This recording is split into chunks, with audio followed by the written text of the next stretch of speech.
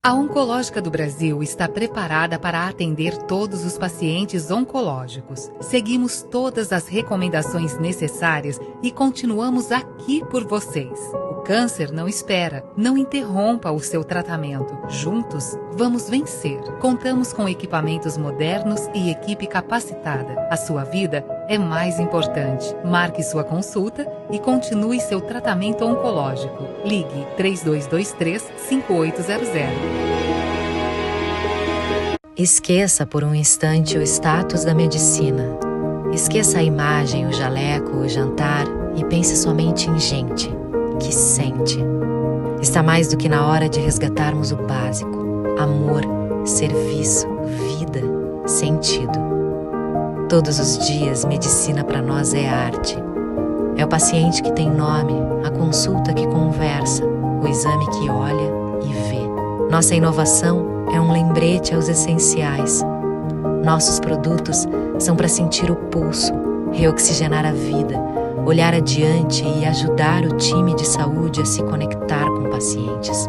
E assim, fazemos dos primeiros cuidados um resgate ao que realmente importa: servir. Porque servir é agir em direção ao outro. MD, salvando o básico da medicina.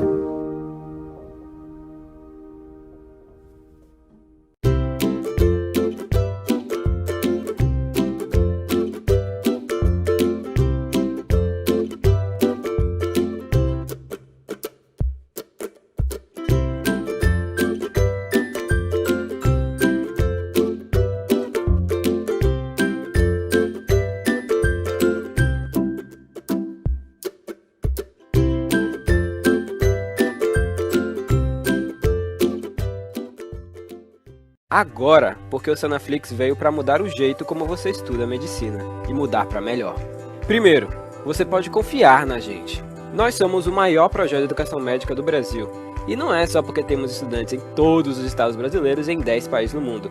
Nem porque tem estudantes de medicina em mais de 300 faculdades do Brasil usando o Sanaflix. É porque temos uma equipe de mais de 150 pessoas trabalhando para melhorar a qualidade do seu estudo e a maneira como ele chega até você. Nós nascemos da vontade de revolucionar a maneira como você tem acesso à educação médica. A gente acredita que o valor que você dá para a oportunidade de estudar com a gente é o investimento no profissional médico que você vai conseguir ser. Por isso, é importante que você possa acessar a gente de onde estiver. Por exemplo, se você precisa usar o Sanaflix além do desktop, desenvolvemos o nosso aplicativo. Assim você pode otimizar seu tempo aproveitando o nosso material de qualquer lugar e com o mesmo conteúdo. Afinal, quem estuda com a gente sabe bem o que a gente tem de bom. São mais de 700 resumos para você fixar o que aprendeu, 300 fluxogramas para te ajudar a conectar os assuntos, 700 mapas mentais para estudar de forma ativa e, claro, mais de 1.600 videoaulas para assistir quantas vezes quiser. 4,5 de 5 é a nota geral das aulas por nossos estudantes. Elas são dinâmicas e objetivas e estão sempre melhores. Temos uma preocupação especial em aperfeiçoar a metodologia e a didática da nossa equipe de professores padrão USP. Eu acredito no Sanaflix e eu invisto meu tempo na preparação das aulas porque eu lembro de mim. Quando eu estava no 4º ano, eu tinha a disciplina da reumatologia que era muito difícil, eu quase bombei. Eu fico pensando, se eu tivesse a Aline para me explicar artrite reumatoide, com certeza aquela prova teria sido bem mais fácil. Quando eu comecei a entrar na área do ensino, eu ficava maravilhado, velho, eu consigo impactar positivamente na vida de diversas pessoas de uma vez só. O número de pessoas que eu estou impactando, velho, que eu estou ensinando e capacitando eles para que eles vão e na extremidade lá possam ajudar as pessoas e melhorar, sabe? E fazer um atendimento adequado, fazer um atendimento bem feito. Isso é sensacional, velho. Isso é muito reconfortante. Estudar medicina não pode ser caro, tem que ser fácil. Aproveite nossos planos e assine agora. A partir de R$19,50 por mês você pode ter acesso a todo o conteúdo sem restrições. E se você ficou ainda na dúvida e quer fazer um teste, fique à vontade. Experimente o Sanaflix por 7 dias agora.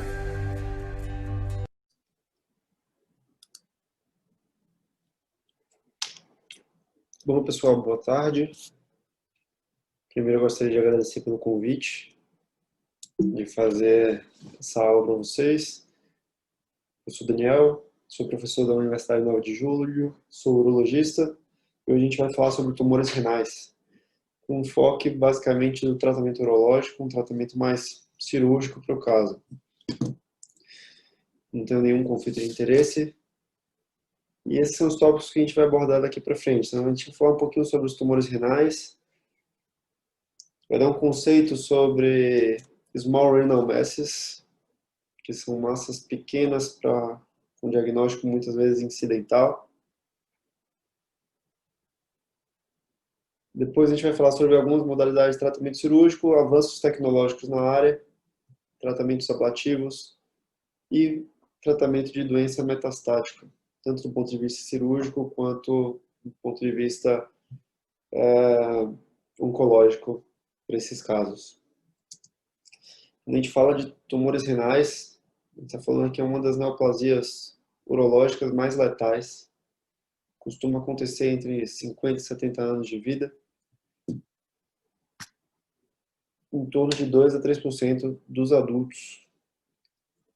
E tem fatores de risco que estão muito associados com o envelhecimento e com o estilo de vida ocidental. Então, obesidade, tabagismo, hipertensão. Existe um componente genético que influencia.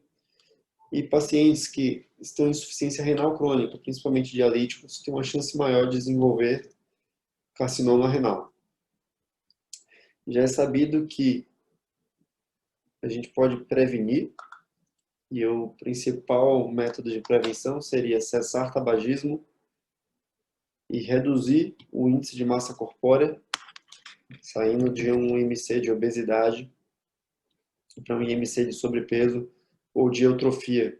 Isso seriam fatores protetores para um desenvolvimento de carcinoma renal. Quando a gente fala de carcinoma renal, a gente está falando ou de tumores renais, a gente fala de um termo mais amplo, mas na verdade nós temos diversos tipos de tumores renais, tanto tipos malignos com componente extremamente agressivo, quanto tipos mais, apesar de serem malignos, com componente um pouco mais indolente e crescimento lento, até tumores benignos. Mas a gente fala sempre que são tumores que se desenvolvem no parênquima renal e não no sistema coletor. No sistema coletor ele passaria a se chamar tumor urotelial. E desses tumores renais, o mais comum é o tipo de células claras. E células claras pela aparência que tem na microscopia eletrônica na mão do patologista. Esse é o mais comum. 75% dos tumores renais são desse tipo. Então, quando achamos um nódulo renal, essa é a maior preocupação. E está bastante associado com algumas mutações genéticas. E uma dessas mutações é a mutação do gene de von Hippel-Lindau, que está associado com outras malformações, como neuroblastoma, gera risco de cisto pancreático, tumores de tireoide, tem um risco de sangramento cerebral, levando a hemorragia subaracnoide. Então, normalmente é um paciente que a gente faz um screening um pouco mais amplo. E tem um componente hereditário extremamente importante. Então, toda vez que a gente pegar algum parente de primeiro grau com câncer renal, a gente tem que pensar de alguma malformação, mutação e fazer a investigação. Tá? Os subtipos papilíferos normalmente são tumores malignos, mas com crescimento um pouco mais indolente. Eles estão bastante associados com os cistos renais complexos. Então, aqueles cistos com classificação 3 e 4 que a gente vai ver daqui a pouquinho, normalmente são tumores papilíferos. Nós temos o tumor cromófobo, e o tumor cromófobo é importante porque a característica dele tomográfica é uma característica que não permite você chegar num diagnóstico mais acurado. E isso muitas vezes acaba indicando uma biópsia renal, que boa parte das vezes não é feita quando a tomografia consegue fechar o diagnóstico. E um cocitoma, apesar de ser um tumor, é um tumor benigno, pode ter um crescimento dentro do parênquima renal, atrapalhar a função renal, porém não tem a característica de dar metástase, não dá hematúria, poucas vezes ele dá sintomatologia. O grande problema dele é que ele é muito difícil de diferenciar um oncocitoma de um tumor de células claras quando a lesão está pequena, ou até mesmo de um carcinoma papilífero. Então ele acaba entrando sempre no diagnóstico diferencial das pequenas lesões renais. Quando a gente fala de tumor renal, existia antigamente uma tríade clássica de sintomas, porque boa parte dos pacientes eram diagnosticados com doença avançada. Essa tríade clássica era dor lombar, massa palpável e imatúria. Hoje, a maioria das vezes, o diagnóstico é de maneira incidental. Então, o que nós temos é que 60% a 70% dos diagnósticos atuais são achados de exame de imagem. Daquele paciente que, por uma síndrome dispéptica, foi fazer um ultrassom de abdômen para ver qual é a litíase e acaba fazendo o diagnóstico de um tumor renal.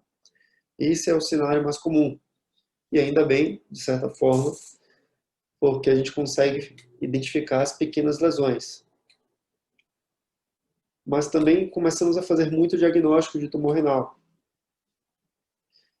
E como antes era feito o diagnóstico de uma doença um pouco mais avançada, era fácil você dizer que era câncer naquele paciente. E hoje em dia, com pequenas lesões, fica sempre a possibilidade de um tumor benigno com achado incidental ou um tumor maligno inicial. E qual seria o comportamento desse tumor? A partir de que ponto ele daria metástase? Se ele daria metástase já de início com a lesão pequena ou se o risco de metástase é somente quando a lesão passa um determinado tamanho. E isso, a gente não tem essa informação muito bem estabelecida. O que se sabe que são tumores de até 4 centímetros, ele tem um risco de dar metástase menor. Então, pensando em algumas possibilidades de tratamento para esses pacientes com lesões pequenas, 2, 3 centímetros, vai entrar aí, uma das possibilidades, o acompanhamento. Ou a gente tenta fazer um tratamento mais localizado. E isso foi uma grande vantagem de fazer o diagnóstico precoce, foi ganhar essa possibilidade de fazer um tratamento localizado, preservando assim boa parte do parênquima renal. Imagina que o paciente com 50 anos, hoje em dia, ele vai viver mais 30. Então, se a gente faz uma nefrectomia no paciente que já tem uma certa idade, hipertenso, diabético, a chance dele evoluir para uma insuficiência renal dialítica é grande. Então, o ideal é que a gente consiga fazer algo que seja poupador de néfrons, que a gente consiga preservar uma parte da função renal daquele rim que está cometido pela doença. Boa parte das vezes, a gente tem síndromes paraneoplásicas associadas. E a gente acaba fazendo o diagnóstico a partir dessas síndromes paraneoplásicas. Então, desde o aumento da velocidade de hemossedimentação, até o desenvolvimento de hipertensão, paciente com anemia sem ter sangramento, caquexia, perda de peso, tudo isso associado com a descarga de interleucina, que acontece bastante no tumor renal, até a normalidade de funcionamento hepático. E isso é importante porque ganhou uma síndrome que chama síndrome de Stauffer, que não é identificada metástase hepática, o paciente não tem uma lesão hepática direta, mas ele tem uma disfunção hepática causada por uma síndrome paraneoplásica em função de descarga de interleucina. Aí o paciente tem aumento de bilirrubina, aumento de tempo de coagulação, aumento de transaminases, icterícia. Na hora que você remove o tumor, o paciente melhora do quadro clínico. Simplesmente porque você vai remover o foco daquela descarga de interleucina. Tá? Outras síndromes paraneoplásicas que nós podemos ter, amiloidose, neuropatias, hipercalcemia, isso é bastante comum em função da hiperprodução de vitamina D. E policitemia, algo seria muito semelhante em função,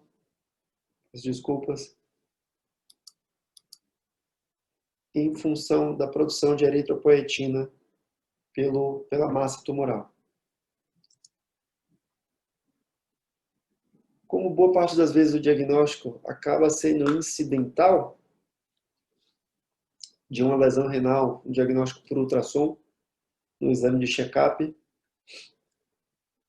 foi tentado se correlacionar achados de tomografia que pudessem ser mais característicos de um tumor renal. E boa parte das vezes a gente consegue dar o diagnóstico somente pela tomografia sem precisar de biópsia.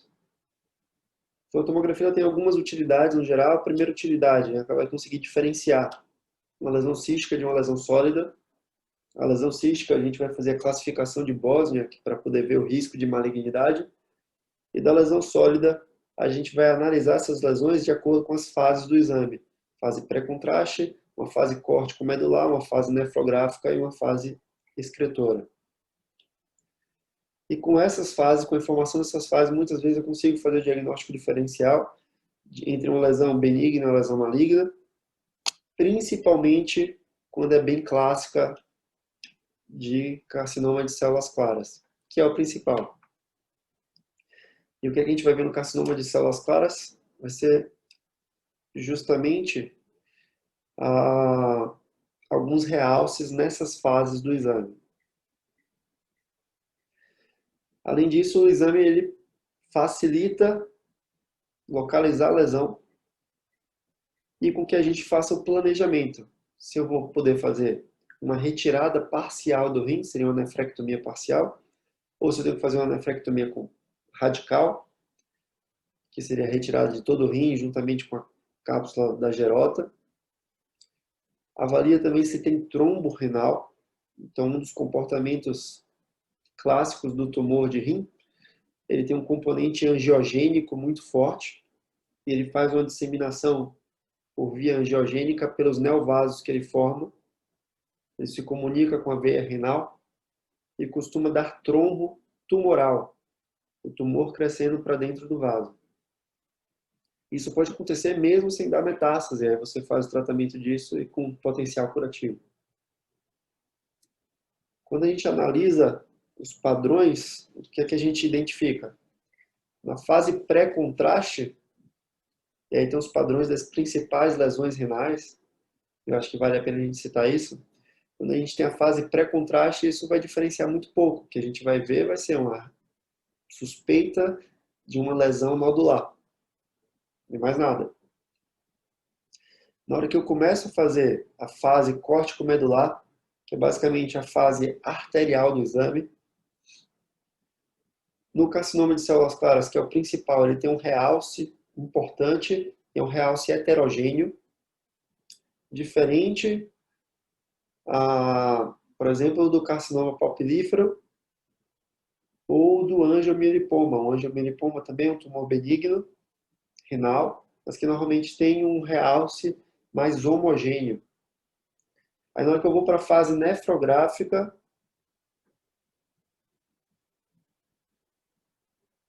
eu tenho algo semelhante a um washout, então eu diminuo o realce da lesão, muitas vezes a lesão volta a ficar escondida no parênquima,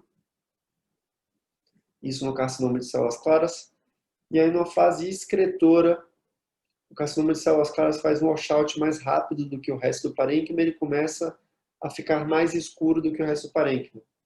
Então essas três informações a gente utiliza para ver qual é o tipo de tumor. Se o paciente tem essas características na imagem, eu já posso falar para ele que ele tem uma lesão sugestiva de neoplasia primária, provavelmente carcinoma de células claras. Já os outros tumores têm padrões, mas a gente não consegue bater no diagnóstico, não consegue afirmar com certeza o diagnóstico.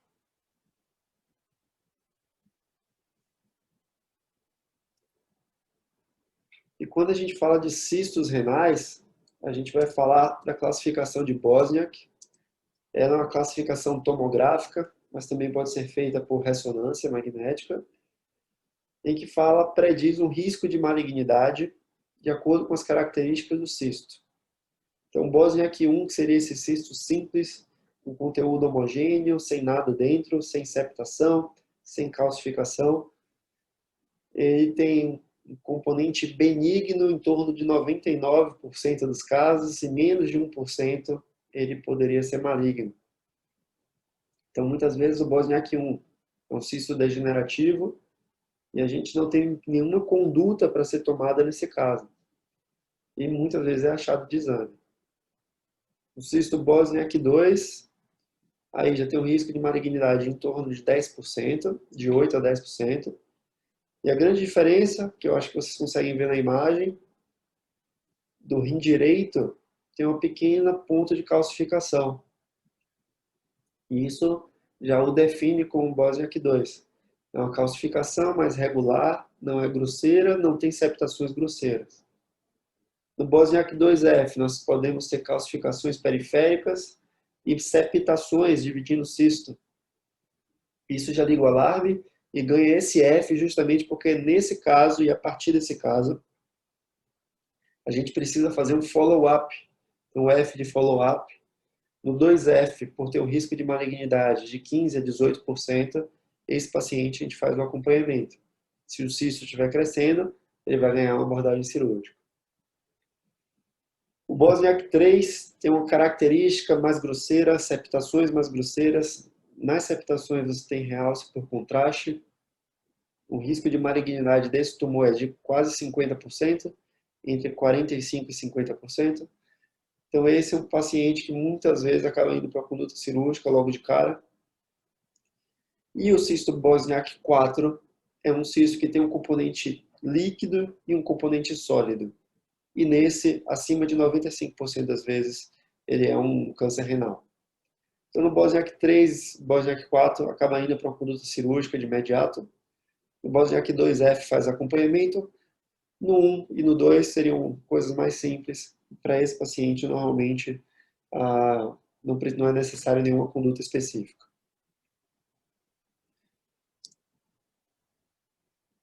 Nos cistos, a gente não faz a biópsia nunca. Pela característica, você vai romper a cápsula, você vai extravasar aquele líquido do cisto. Então, a classificação de Bosniak para a gente fazer a conduta. Já nas lesões sólidas, caso a gente tenha alguma dúvida diagnóstica, a gente pode lançar mão da biópsia renal. E essa biópsia é feita tanto por ultrassom quanto por tomografia. E tem algumas indicações restritas. Então, uma das indicações que tem tivemos dúvidas de acordo com a imagem. Se a imagem consegue bater o martelo, ótimo, não precisa de biópsia. Outra coisa, se eu vou fazer um tratamento ablativo ou vou optar somente por fazer um acompanhamento desse doente.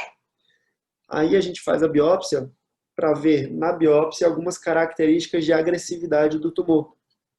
Porque se for um tumor mais agressivo, infelizmente a gente não vai fazer mais vigilância ativa. E se for uma variante diferente, a terapia ablativa também não funcionaria. Então, muitas vezes, acaba identificando um linfoma renal.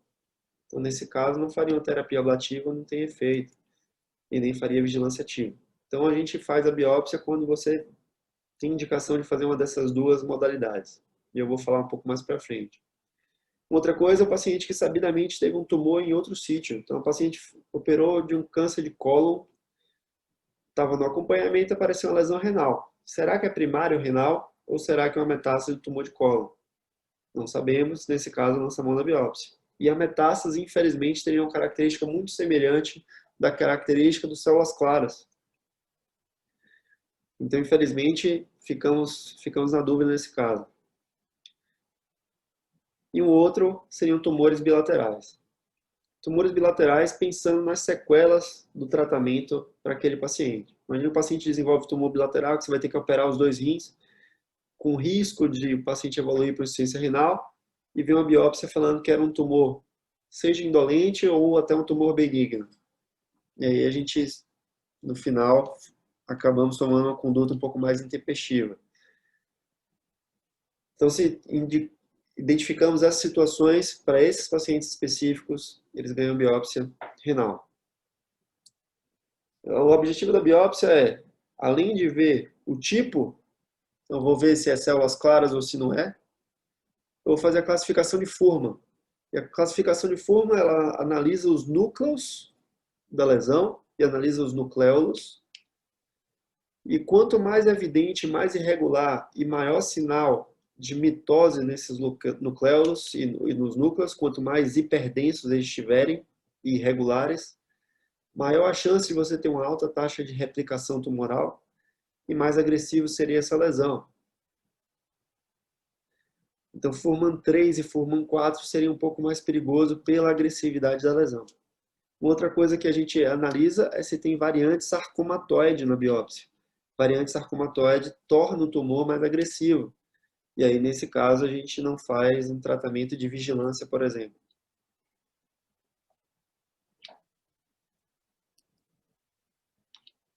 Toda vez que a gente está de frente de um caso de tumor, a gente acaba indo para a vertente do estadiamento. E no tumor renal isso é extremamente importante, porque as condutas são bastante variadas. Nós temos muitas alternativas de acompanhamento. Então eu queria que vocês lembrassem principalmente do T1, são tumores de até 7 centímetros, e a gente tem a T1A, que seria até 4, e T1B, que seria entre 4 e 7. E dos tumores T3, porque os T3 normalmente eles têm trombo vascular envolvendo a veia renal, a veia cava infradiafragmática ou a veia cava supradiafragmática. Seria T3A, T3B e T3C.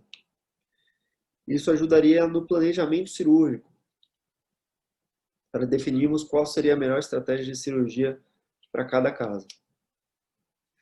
Hoje em dia, com os métodos de imagem, está fazendo muito diagnóstico de lesões T1. São lesões pequenas, intrarrenais, sem metástase, sem trombo na veia, que gera a possibilidade de fazer um tratamento mais localizado. Metástase vai ser M0, M1, e linfonodo, se for um linfonodo único, seria N1, se for múltiplos linfonodos, N2. Mas vamos falar um pouco sobre pequenas lesões renais, porque o que mais está acontecendo no cenário atual é identificarmos lesões menores, por ser achado de exame mesmo. E boa parte dessas lesões menores são lesões benignas.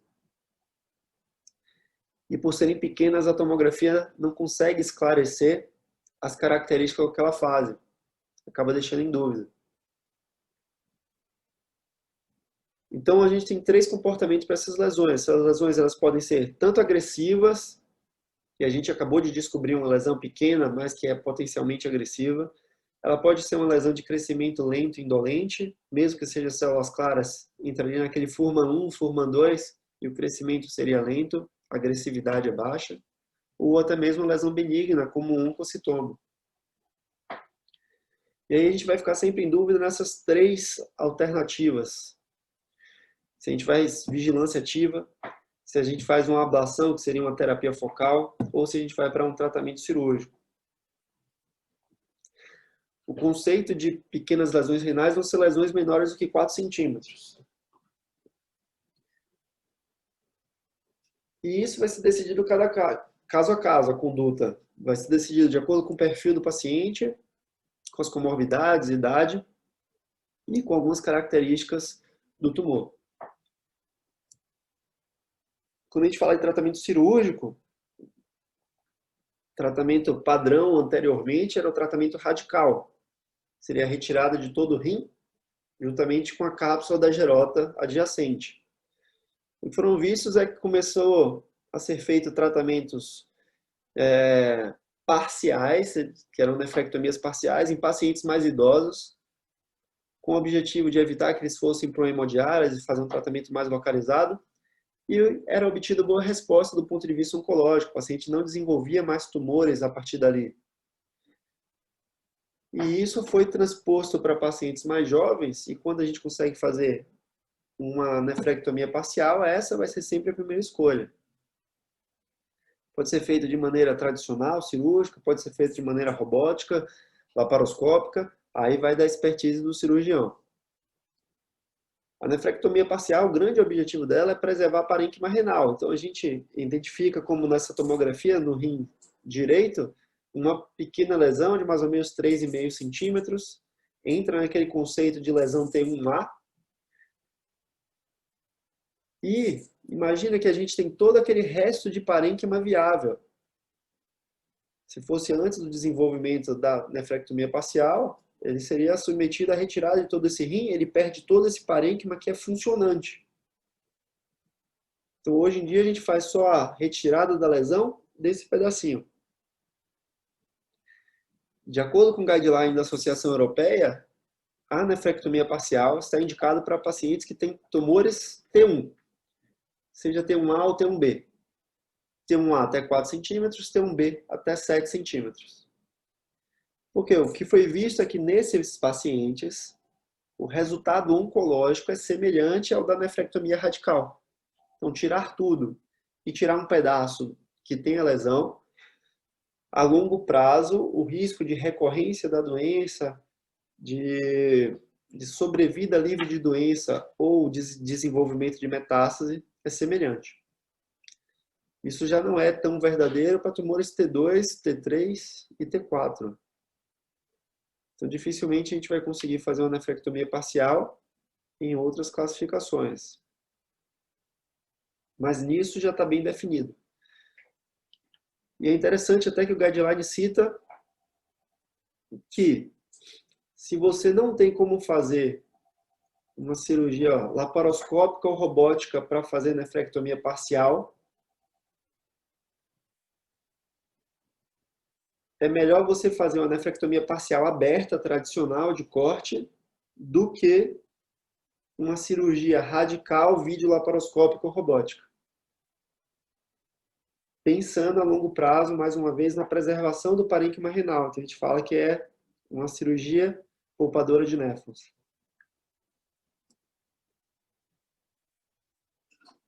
Para decidir melhor como a gente vai fazer e o que a gente vai fazer, a gente usa algumas classificações para esses tumores. E uma das classificações que está bem definida na literatura é a classificação de Renal, que é o Renal Score. A gente vai medir o raio da lesão, se a lesão é exofítica ou endofítica, se a lesão é próxima ao sistema coletor, a posição da lesão no rim, se é anterior ou se é posterior, e a localização com relação às linhas polares. As linhas polares que passam abaixo do grupamento calicinal superior e acima do grupamento calicinal inferior. Com isso, eu faço uma escala de pontuação e eu vejo o quão difícil seria fazer uma nefrectomia parcial. E com isso eu consigo predizer também algumas complicações. Quanto mais difícil fazer uma nefrectomia parcial nesses casos, maior o risco de fístula urinária, de sangramento, maior a chance de eu ter uma repercussão no paciente.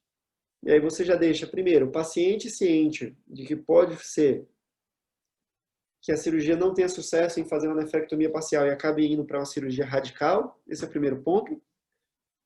O segundo ponto é que você já se prepara. Então, quanto maior a dificuldade, maior a chance de você ter que converter se você for fazer uma cirurgia laparoscópica ou até mesmo uma cirurgia robótica. E isso também é interessante para você se preparar do ponto de vista de material e para preparar o doente. Olha, pode ser que você tenha que sair com corte aqui na região lombar para fazer a retirada completa da lesão. Então, isso é bem útil para planejamento cirúrgico. E ele é utilizado na prática, ele não é um score acadêmico nem de pesquisa. Ele é bem prático e ele é utilizado bastante na prática. Quando a gente fala de nefrectomia parcial, é isso. A gente faz a incisão de lombotomia quando vai fazer a cirurgia aberta, identifica o rim que vocês estão vendo aí, a parte de baixo do rim, e vai tentar localizar o tumor para fazer a retirada do tumor. E isso a gente conseguiu ter alguns avanços tecnológicos na medicina que foram aplicados para a urologia. Então, um desses avanços é a utilização do robô. E com o robô eu consigo ter uma visão muito boa, uma capacidade de sutura muito boa, muito semelhante à cirurgia aberta. E ele me proporciona algumas reconstruções que são interessantes. Então, ele faz uma reconstrução vascular com a tomografia e eu consigo acompanhar no robô exatamente qual ramo vascular eu estou localizando ali. Então, ele projeta a imagem da tomografia e ele vai fazendo essa associação no intraoperatório. Uma outra coisa interessante é isso. Então, Imagina que nosso objetivo de fazer uma nefrectomia parcial é fazer a retirada do tumor com menos dano para o resto do parênquima. Mas se fosse só cortar o tumor sem mexer nos vasos, ia sangrar bastante do rim. O rim é extremamente vascularizado. Então, para fazer a nefrectomia parcial, a gente corta o fluxo sanguíneo do rim, faz a retirada do tumor, faz os pontos no parênquima renal e depois você libera o fluxo sanguíneo. Só que esse tempo que o parênquima renal fica sem receber fluxo sanguíneo é um tempo de isquemia. E com isso eu vou gerar uma repercussão do ponto de vista funcional para o órgão.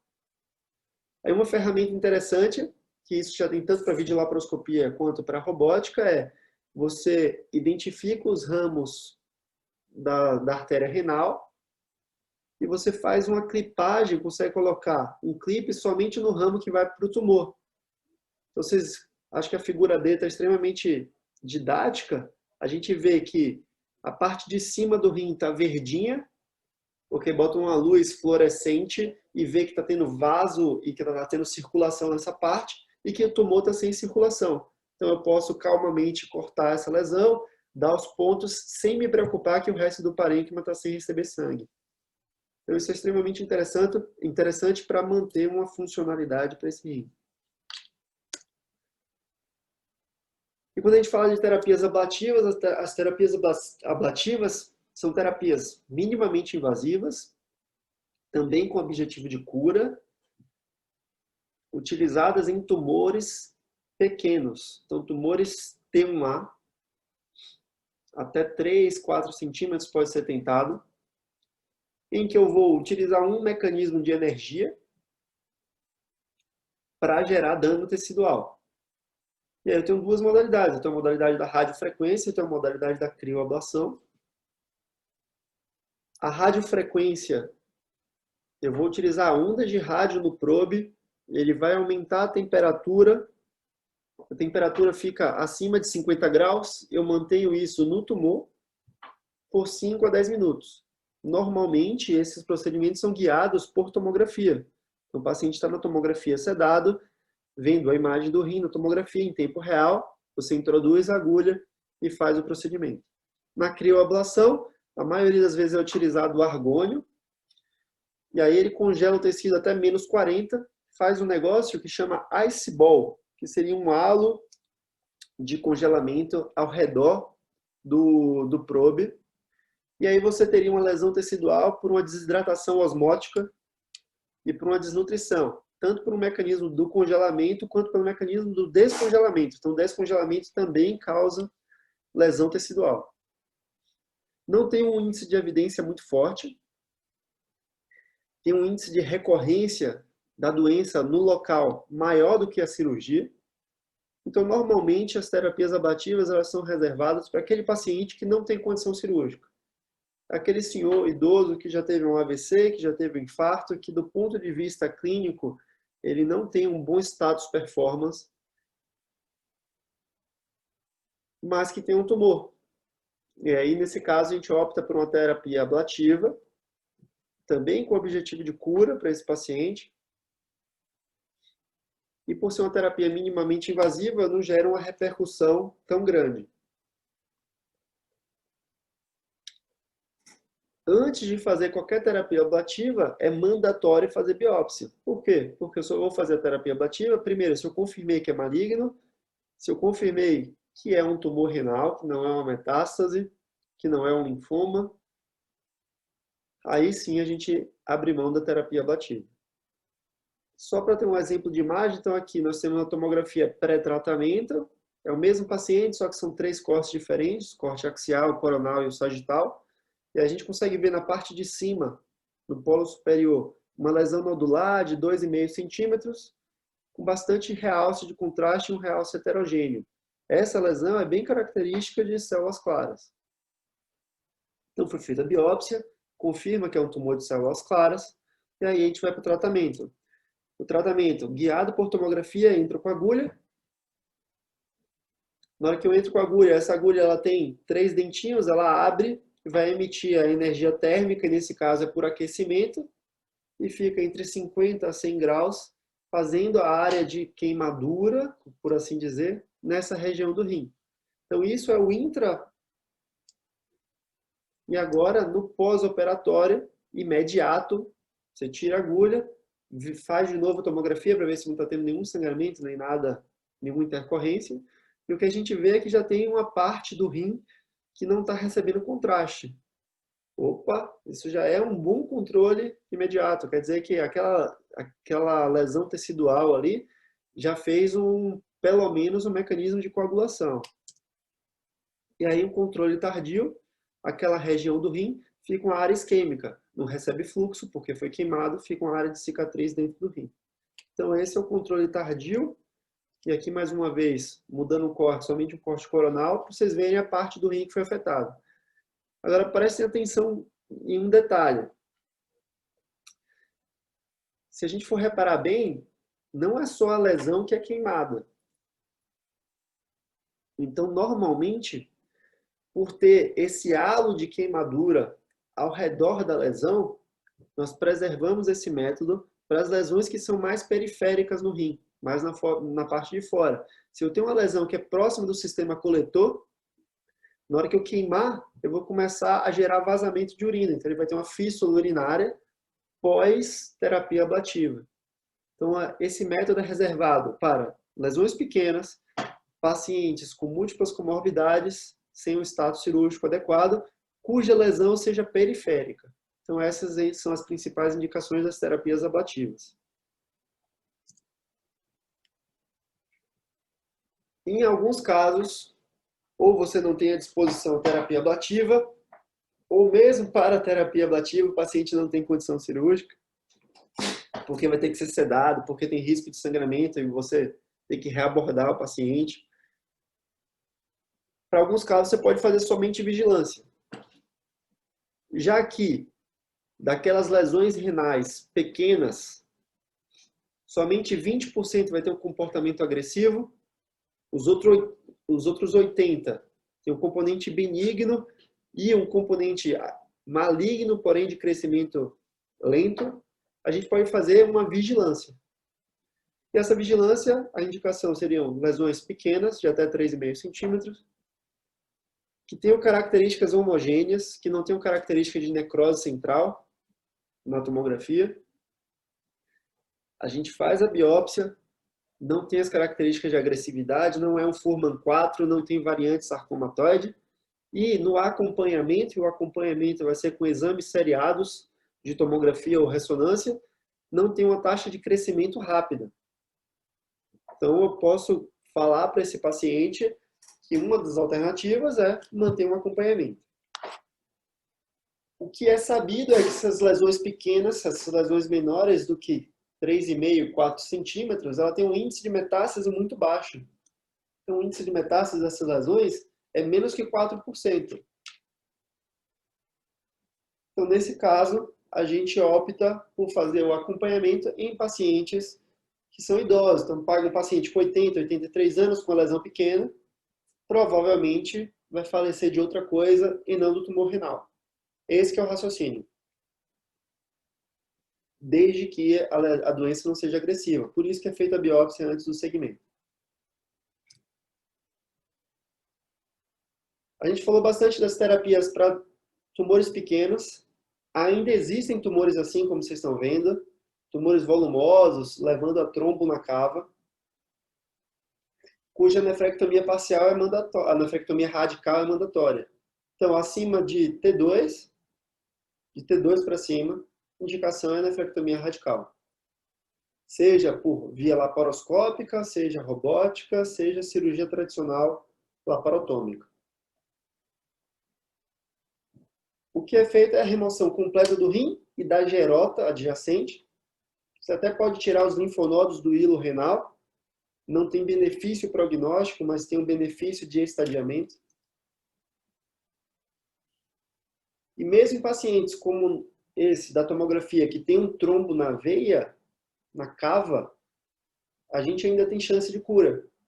Então, digamos que o paciente não seja metastático, eu faço a remoção do trombo, com parede da cava junto, eu faço remoção do rim e da gerota, e a gente pode ter cura no segmento a longo prazo.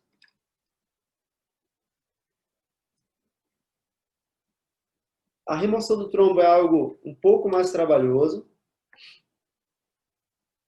Normalmente, na maioria das vezes, é feito por laparotomia mesmo, tradicional, uma via laparotômica. Apesar de já ter relatos de pessoas fazendo por via robótica. Mas o que é feito basicamente é a retirada do trombo da veia. E aí vocês lembram que eu falei T3A, T3B, T3C? Isso é basicamente o nível do trombo seguindo o trajeto da veia. Se o trombo está só na veia renal, ele é um T3A. Se ele pega a veia cava abaixo do diafragma, ele é um T3B. Se está acima do diafragma, ele é um T3C. Então imagine que quando está acima do diafragma, o trombo está entrando no átrio direito. Então, boa parte das vezes, quando tem trombos volumosos assim, a gente pega o apoio da cirurgia cardíaca, coloca o paciente em circulação extracorpórea, corta o fluxo sanguíneo dessa região para poder tirar o trombo do átrio até o rim. Quando são lesões menores, quando são trombos infradiafragmáticos, boa parte das vezes o urologista consegue fazer a remoção desse trombo sem ter grandes consequências. Tem um grande benefício para o paciente. Primeiro benefício é que existe ainda uma chance de cura. Segundo benefício, você diminui o risco de embolia pulmonar. E terceiro benefício, os efeitos da trombose de uma veia cava. Então o paciente começa a ter congestão de membros inferiores, surge varicocele. Então, um dos dados de exame físico que ajudam no diagnóstico é o paciente que desenvolveu varicocele rápido, bilateral. Você, opa, esse paciente pode ter alguma coisa comprimindo a cava e acabou desenvolvendo isso.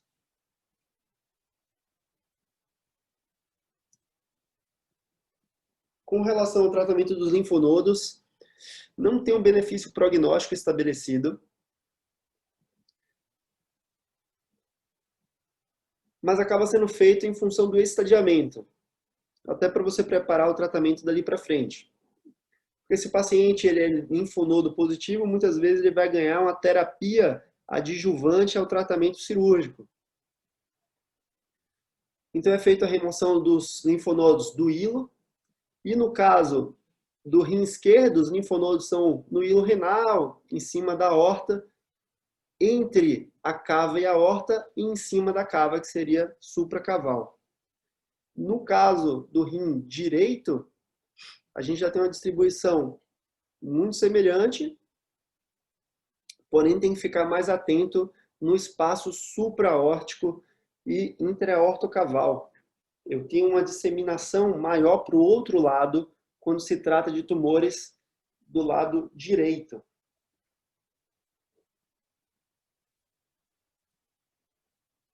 E a grande polêmica que temos com relação ao tratamento dos tumores renais é o benefício ou não de fazer uma cirurgia no paciente que tem metástase. O tumor renal é um tumor que tem pouco tratamento do ponto de vista oncológico. Pelo menos tinha, na verdade, porque ele tinha baixa resposta. Então nós não tínhamos uma terapia tão eficaz. Ele sempre foi tratado com imunoterápicos. Então já foi utilizado interferon, já foi utilizado interleucina 2 para fazer o tratamento dessas metástases e mesmo assim com a baixa resposta. E aí todos os estudos que eram feitos, esse é um estudo clássico, foi publicado em 2001, comparando somente interferon e interferon com cirurgia, o interferon com cirurgia tinha um benefício do ponto de vista prognóstico, com uma sobrevida maior. Só que nós tivemos, ao longo dos anos, de desenvolvimento de terapias-alvo, contra fatores angiogênicos, que estão extremamente presentes nos tumores renais, e mais recentemente, o desenvolvimento de imunoterapia específica para tumor renal. E aí, com relação a isso, nós mantínhamos a conduta que foi estabelecida em função desse artigo, realizado na época do interferon, em 2001. E não tínhamos nenhum trabalho de peso comparando atualmente as terapias de células-alvo com uma nefrectomia junto com a terapia. Até recentemente que saiu um estudo que chama Estudo Carmena, que fez essa comparação, e nesse estudo não teve um benefício. entre a cirurgia com a terapia ou somente a terapia. A grande crítica para esse estudo é porque eles pegaram e empacotaram todos os tipos de doente. Então tem doente que está mais grave e tem doente que está bem clinicamente e que tem metástase. Será que teria um comportamento diferente nesses padrões? Então, para isso, ainda se desenvolvem outros estudos, e esse é um segundo estudo clássico, que é o Surtime, que também faz uma comparação semelhante, e que aí, para alguns grupos, que são grupos de bom prognóstico, que o paciente ainda não tem uma repercussão sistêmica da doença, teria benefício de você fazer a terapia de citorredução, que seria fazer uma nefrectomia, juntamente com o tratamento adjuvante com sunitinib, que é a medicação utilizada mais recentemente. Ainda não tem uma evidência definitiva, então se você for olhar todos os consensos, não tem evidência de você fazer a citorredução ou somente a terapia de células-alvo. O único consenso é que paciente de mau prognóstico, e para isso é utilizada essa escala que é o MSKCC, que é uma escala do Memorial, nos Estados Unidos, em que a gente classifica o paciente em baixo risco, médio ou risco alto, e no paciente, quer dizer, prognóstico, na verdade, né? E no paciente que tem baixo prognóstico do ponto de vista clínico, por essa escala, ele não tem nenhum benefício de fazer a terapia citorredutora, a nefrectomia citorredutora. E aí, nesse paciente, a gente não faz, isso já está estabelecido. Agora, se nos outros tem vantagem, isso ainda está em extrema discussão. Para paciente com bom status performance, ainda é recomendado, porém com grau de evidência fraco na literatura. Bom, acho que deu para fazer um apanhado geral de tumor renal e um pouco do tratamento cirúrgico, das principais discussões atualmente. Eu estou à disposição para esclarecimentos. Eu gostaria de agradecer mais uma vez o convite e até a próxima, pessoal.